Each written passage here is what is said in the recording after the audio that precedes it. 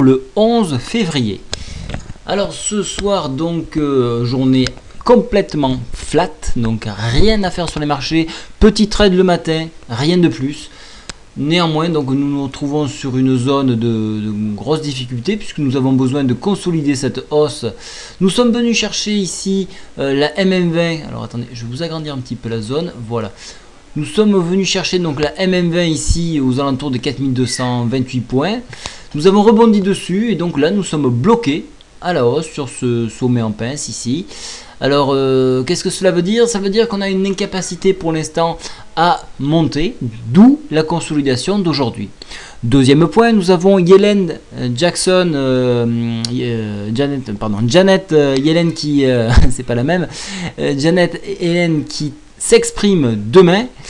Donc je pense que le marché attend de savoir un petit peu qu'est-ce qu'elle va dire. Qu'est-ce que nous pouvons dire actuellement? Nous repartons plutôt à la hausse. Nous sommes toujours dans cette fourchette Andrews qui est plutôt descendante. Les options à la hausse sont un contact aux alentours de 4279 et pourquoi pas en extension le haut de cette fourchette d'Andrews qui se trouve à 4289. Après, il faudra réfléchir un petit peu. Nous voyons ici une très belle résistance, ici, un très beau sommet en pince. Donc ça peut être également un barrage à 4340. Pour les baissiers, donc l'enfoncement de la MM20 4227 peut être un excellent point. Alors doublement puisqu'il correspond à la fois au point pivot journalier mais également donc la MM20 comme je vous le disais. En enfoncement on ira chercher le S1 4196 et pourquoi pas la MM10 sur 4182. Toujours cette oblique, je m'en sers, je ne l'efface pas parce qu'elle a un bon repère dans le temps, donc je vais la garder. Là j'ai un autre repère ici, donc je vais me le matérialiser. Oh, il est très faible, hein, donc j'aime pas trop m'en servir. Juste je vous le positionne pour vous donner une idée. Voilà, ici ce petit point qui correspond à RE. Donc bon, à la limite, il n'a pas lieu d'être.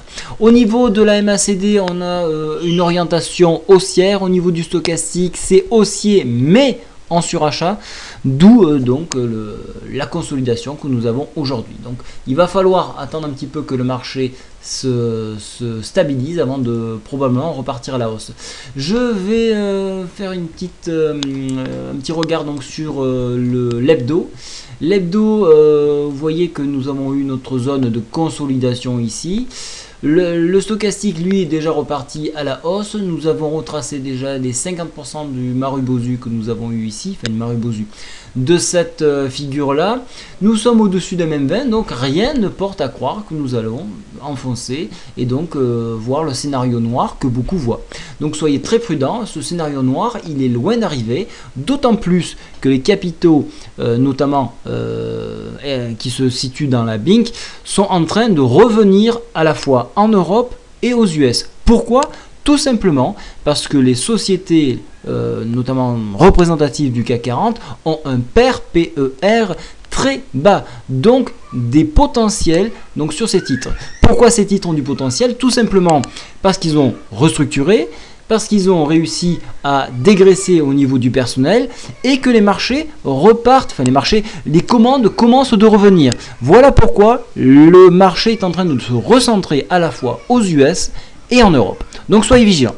Bonne soirée à tous et merci de m'avoir écouté. Au revoir.